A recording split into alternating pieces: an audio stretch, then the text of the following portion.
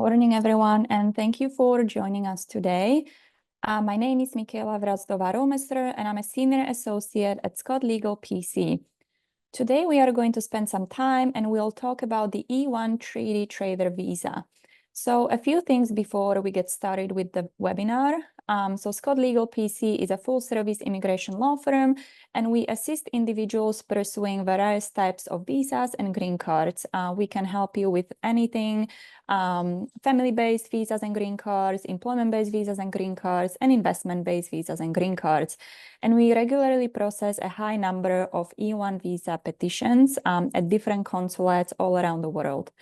We'll continue to have this webinar series, and we'll have at least 2 webinars a month on different visa topics. At the end of this webinar, we'll send you out a few things. So we'll send you this PowerPoint we'll be using today. Then we'll send you our E-1 visa guide, which is a comprehensive guide that has a lot of useful information about the E-1 visa and the E-1 visa requirements. We'll also send you out a link where you can sign up for additional webinars we'll have in the future. And we'll also send you a link where this webinar will be made available as it's being recorded. This webinar will also be available on our YouTube channel, and we encourage you to subscribe and hit the notification button on our YouTube channel, as we often post new immigration videos on different immigration topics. Finally, we'll send you a link where you can set up a consultation with one of our attorneys if you would like to discuss your particular situation in more detail. So finally, if you have any questions as we go through the presentation, you can add the question to the chat box, or you can use the Q&A function, and we'll get to all questions at the end. So why don't we get started with the E-1 visa requirements. So just a quick overview of the E-1 visa. So the E-1 visa is a non-immigrant visa for either a person or a company who is a trader and who engages in substantial international trade between the US and their home country. So let's go over the requirements in a little bit more detail. So the first and kind of, really important requirement is that you are a national of one of the E-1 treaty countries. So just one thing to keep in mind here is that not all countries in the world are E-1 visa treaty countries. You need to check if your country kind of like participates in this program. And if it does, you are eligible to apply for an E-1 visa. And then another thing to keep in mind here is that what matters is the country of your nationality and not the country you were born in. So let's say, for example, that you were born in India or China, for example. Those are not E-1 visa treaty countries, but like let's say that later in your life you obtain, for example, Canadian or UK citizenship or Italian citizenship or really, citizenship of any of the countries that participate in this program, you would be eligible to apply for an E-1 visa with that passport. So the second requirement is that there must be a trade between your home country, the E-1 visa treaty country, and the US. So what does a trade mean? So it means that there must be an actual exchange of qualifying commodities. The exchange must be traceable and identifiable, and the trade must be already in existence at the time you are applying for the E-1 visa. So, one thing to kind of keep in mind here is that, you cannot apply for the E-1 visa if you are kind of just, if you are just kind of like starting to trade with the US, or the plan is, that once you come to the US, the trade will start. Unfortunately, that will not work because, at the time you are applying for a visa, you have to show that the trade is already in existence. So, for example, like let's say that you want to set up a company in the US, and in the future, that company will be trading with your home country, and you need to come to the US, to set up the company and like do some of those initial steps. Then it may be, best to kind of enter on a B1 visa or on ESTA, as business visitor, kind of like do those initial kind of setup activities. And then like once that company has been trading for some period of time, then you can apply for an E-1 visa. The next requirement is that the trade must be substantial, and we'll kind of go over this in a little bit more detail later in the presentation. The trade also must be international. And so this means that at least, or more than 50% of the international trade must be between your home country and the US. And again, we'll go over this in a little bit more detail on the next slides. Another requirement is that you must be coming to the US to engage in substantial trade. So, what this really means is that, like when you're applying for an E-1 visa, your plan has to be to kind of like manage, the E-1 business. You have to have like an executive managerial role, in the business. You cannot just kind of like come to the US and like not work for the E-1 business, or, like let's say that you plan to come to the US and retire and you want to apply for the E-1 visa. That would not work just because, like you have to have, like you have to develop and direct the E-1 business and kind of manage the operations of the business. And finally, you must have intent to return to your home country when the E-1 visa expires. For this, what is sufficient really is a signed declaration by you. In the declaration, you would basically declare that once your E-1 visa expires, you plan to return to your home country. And, like generally the signed declaration is all the consulate, like wants or needs to see. For the E-1 visa, generally you don't have to submit documentation, like showing your ties to your home country as you would have to, like for example, for a B or F visa or some of the other visas. So really, the signed declaration is usually all the consulate wants to see. Perfect. So now let's go over just kind of like definition of trade and some examples of trade. So really like what items so what is trade? So or what are items of trade? So basically any item that is commonly traded in international commerce can be considered as item of trade for the purposes of E-1 visa. An item of trade can be obviously, like goods, something tangible. So for example, like fabrics, furniture, clothes, like jewelry, or basically anything tangible. But items of trade can also be services. So like let's say that you have a consulting company in your home country. So let's say, for example, that you are Canadian.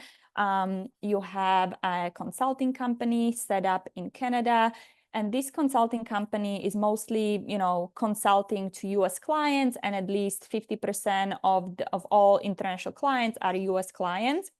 So you could apply for an E-1 visa, like with that Canadian entity. And, the services could really be, like any sort of services. So for example, as I mentioned, consulting, tax services, marketing services, or, like any other services.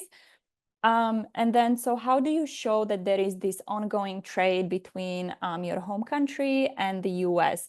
So here, you should definitely kind of, check the website of the consulate where you'll be applying, because different consulates want to see kind of different evidence. But generally, you would have to kind of put together a trade spreadsheet. Usually it's for like the past 2 or 3 years. And this spreadsheet would basically outline like all the international transactions, like all the international clients.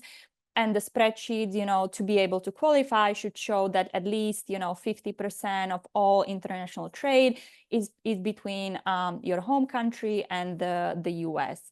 Let's say that you are like selling, goods or even services, like you could submit invoices of your company to the clients. Let's say that you are importing something to the US, then you could submit bills of lading. You could submit bank statements to show incoming payments, from the clients for the goods or services. Again, if you are importing something to the US, you could submit DHS customs documents to show that, the goods entered the US. And then you would also want to submit your company's tax returns, to show that you declared, all the income you received from the clients. So how much trade is enough? So this is the substantiality requirement we discussed in the beginning. So there is not really a clear answer, in the regulations, like how much trade is enough. There is no definition, like if the trade is over, I don't know, $200,000, like that's going to be sufficient. So there is no such definition. And really, what the substantial trade means is that, the E-1 business must engage in continuous flow of trade between the US and the treaty country. And so here, the government will look at couple things when making the decision whether or not the trade is substantial. So, they will look at, whether there are numerous trade exchanges between the US and the treaty country over a period of time.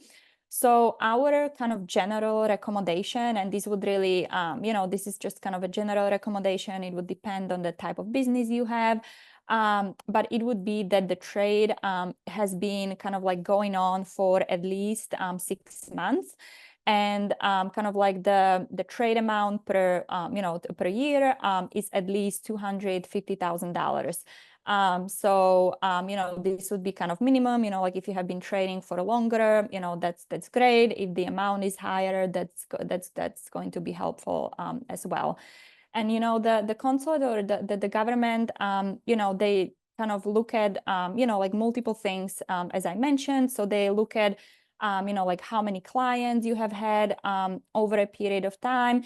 They look at like how many transactions you you have done with each client in those past years. And they also look at the monetary value of each transaction. And, let's say that so like, let's look at an example. So, like, let's say that you have, like one client in the US, you issued them, like, let's say 3 or 4 invoices each year in the past 3 years, and each invoice is for, like $1 million. So here, like even though the monetary value of, like of each of those invoices is really high, I would say that the E-1 visa would most likely not be approved just because you only have one client. And also like the amount of invoices you issued, like the amount of the transactions is just too low. So like 3 or 4 per year is really low. So, there is no really like a continuous flow of trade between your home country and the US. Now, like let's look at another example. So like, let's say that you have, 10 clients, you issued, like 20 invoices to each of them in the past 3 years. And then the monetary value of, like each transaction is, I don't know, around like 10, like 10 or like $15,000. So, like here, the case would be much more approvable, because you have, like numerous clients, like you issue them numerous invoices.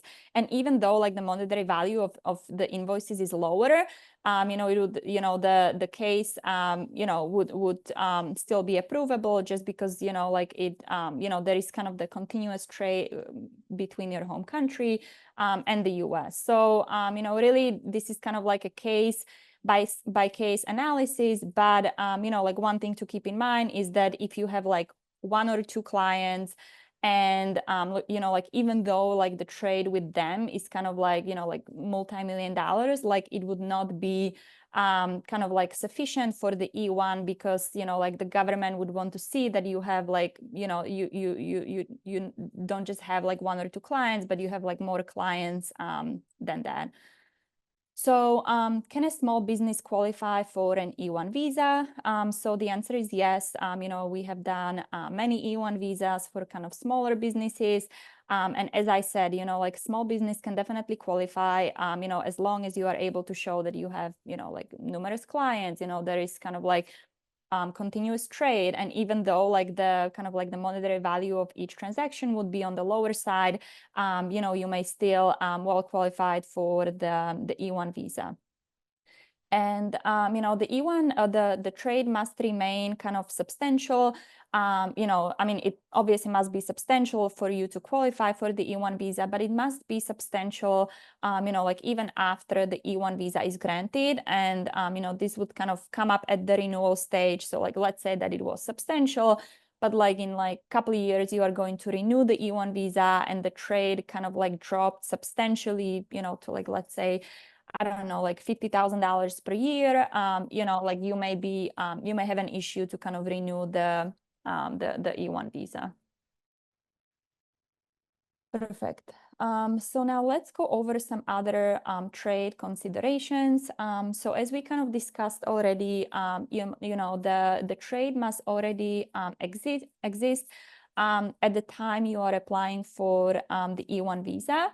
And as I said, you know, like if you would like to just kind of, you know, if you're just kind of like starting the business, you would like to explore your business opportunities in the US, it may be best to kind of to enter on a B1 visa or on ESTA as a business visitor. I would say that there is, you know, there is one exception to the rule that the trade must already be existing at the time you are applying for an E-1 visa. And that is if you have kind of binding contracts, you know, like with multiple clients in the US for a substantial amount of money. So like, you know, let's say, for example, that you know, like you just started the E-1 business, you know, 3 months ago. The trade in the 3 months, you know, like has already been, you know, like let's say $100,000, and you know, like you have 5 contract, you know, the contract must be binding, and you have 5 contracts signed with US clients, and each contract is, for example, you know, like for like $200,000. So like in this case, you know, the case may still be approved, you know, because you have those binding contracts. But again, it's kind of like a case by case analysis. So, you know, like if this is your case, it may be, you know, definitely good to discuss the situation with an immigration attorney, you know, like if it's worth applying at this point or if it's worth kind of waiting a couple months and apply, you know, at a later time.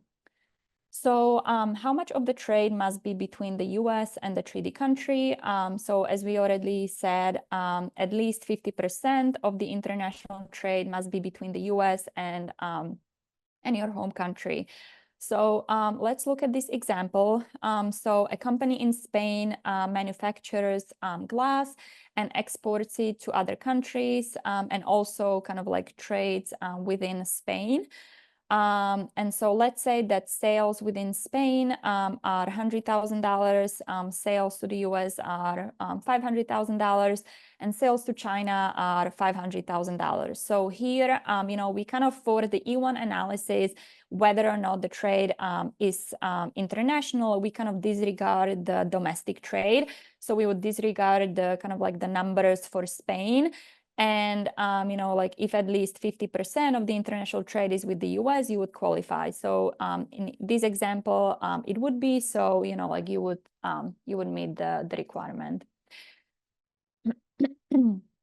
So now let's go over, you know, like how you can apply for an E-1. So there are 2 options how you can get an E-1. So you can apply at a consulate, and in this case, you would get an E-1 visa, or you can apply for a change of status with USCIS, and in this case, you would get kind of E-1 status in the US.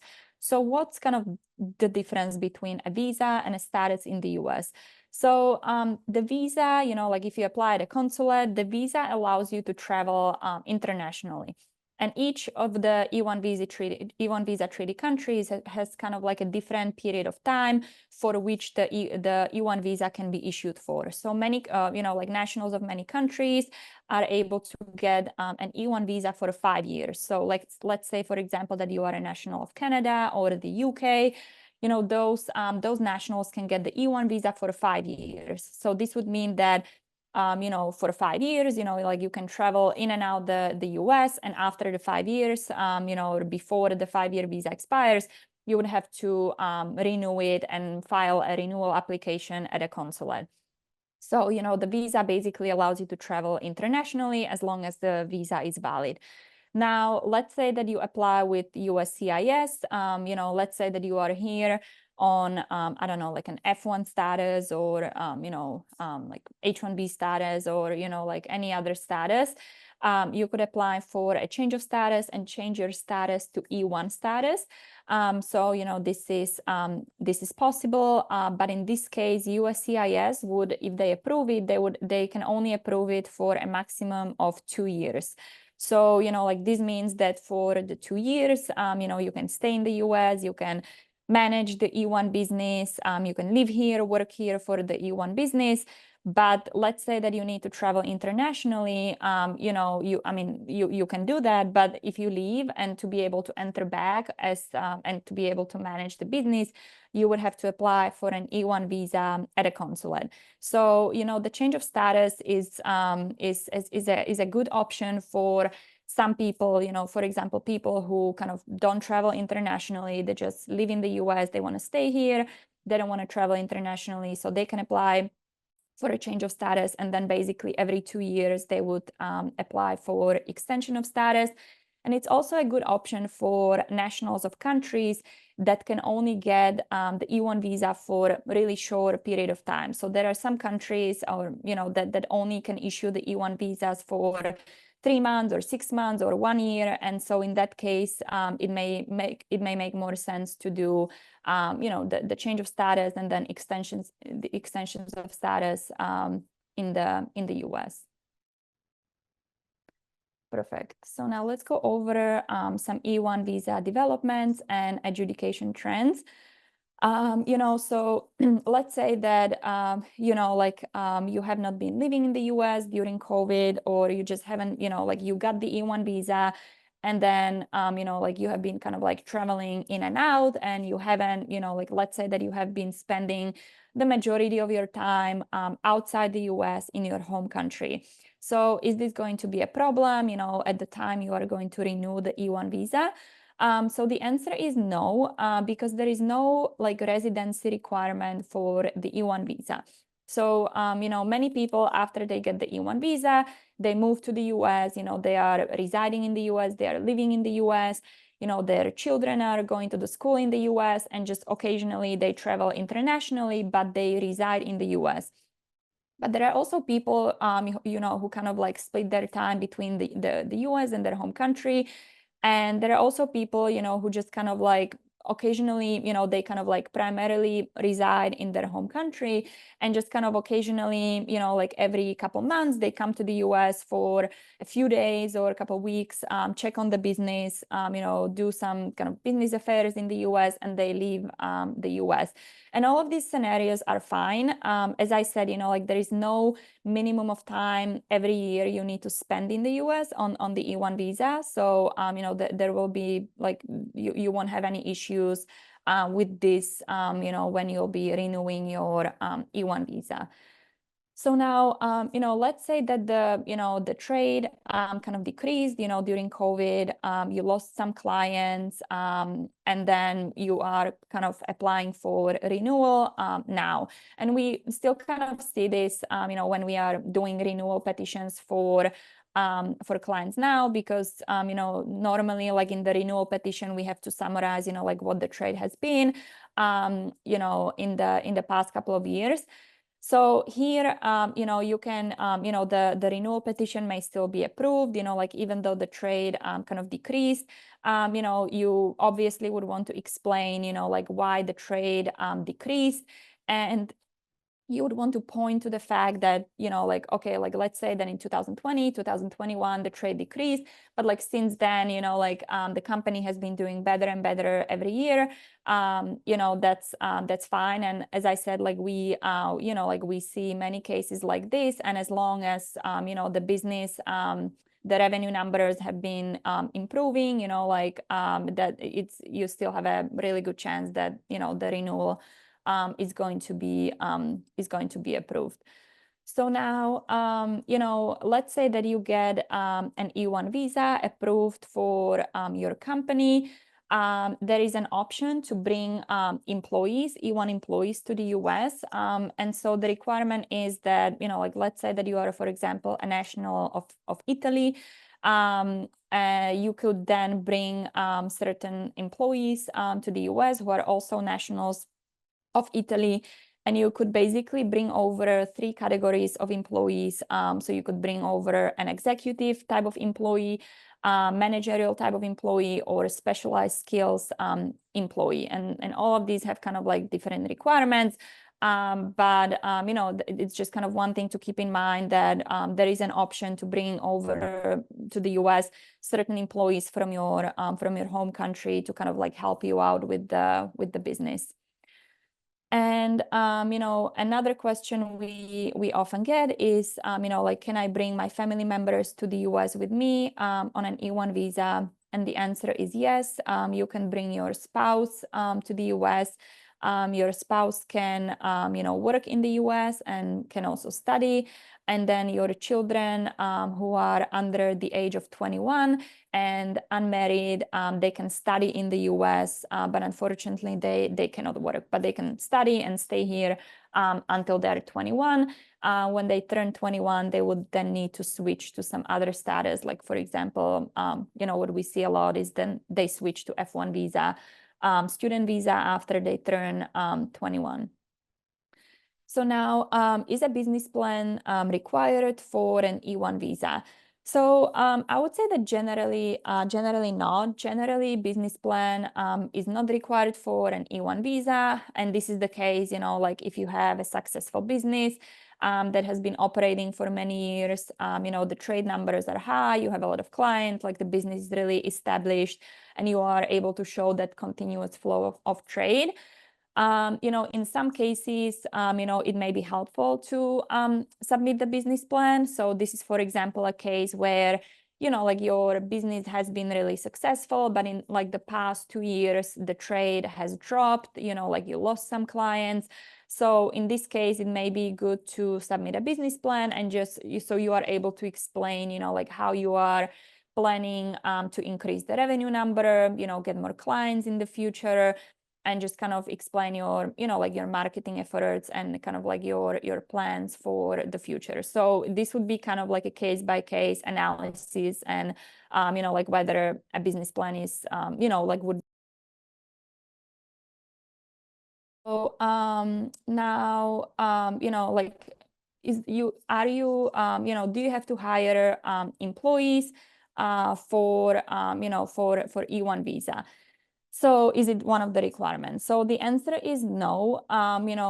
It's not required to hire employees, but it's, like it's always helpful if you, like if you have an entity in the US, and that entity is employing US workers. So I would say it's not a requirement, but if you do have employees, or if you do plan to hire employees in the US in the future, we would definitely want to kind of like mention it in the cover letter, because it's always, helpful for any sort of visa, like if the business is employing US workers. And then, do you have to have a business entity when applying for an E-1 visa? So, interestingly, like you don't have to have kind of like an entity set up, like to be able to apply for an E-1 visa. The regulations kind of specifically say that the E-1 treaty trader may be an individual, partnership, joint venture, or corporation. I would say that in most, like in most cases, we do see that, the E-1 trader like set up an entity just for like tax and liability purposes. So usually there would be an entity set up, but it's not a requirement. Okay, so now let's go over some common reasons for an E-1 denial. So, one of the reasons is that, the trade amount was just too low. So let's say that you filed your E-1 visa application and, the trade between your home country and the US, like has been over like $50,000-$60,000 in the past 3 years. That trade amount is just too low. So, that may be one reason for denial. Another reason may be that you only have, a few clients. So as I said, like if you only have 1, 2, 3 clients, that's just not sufficient. So you would want to get more clients before you apply for the E-1 visa. Another reason may be that there are just not enough transactions going on between your home country and the US. So, like let's say that each year, there are only like 5 to 10 invoices issued by your company, to the US clients. That would just be the number would just be too low. Again, because there wouldn't be that continuous flow of trade between your home country and the US. Another reason for denial may be that, like less than 50% of the international trade is between the US and your home country. So you would want to kind of bring this number up before applying for the E-1 visa. And another reason may just be that, the trade is not yet existing at the time of the E-1 visa application and you don't have any binding contract. So, in this case, the consular officer or USCIS would just conclude that, like there is not an existing trade between your home country and the US. So now, what do you have to show at the, like when the time comes and you need to renew your E-1 visa? So in the E-1 visa renewal application, you will have to show that you are still meeting all the E-1 requirements. So all the requirements we just went through, you would have to show that like your business or you still meet them, at the time of the renewal. So the trade must continue to be substantial. You would submit similar documents as you would for the initial E-1. So you would submit, for example, tax returns, trade spreadsheets, invoices, bank statements, like showing that the trade has been substantial since the initial approval. As I mentioned already, at least 50% of international trade must always be between the US and the treaty country. And then again, as for the initial E-1 visa application, also for the renewal, you would want to check the specific kind of requirements of the consulate, like where you'll be applying to see what, like if there are any special documents they want to see, for the renewal application. Perfect. So I think this was it. I don't see any questions from the audience. So thank you so much, everyone, for joining us today, and have a good day.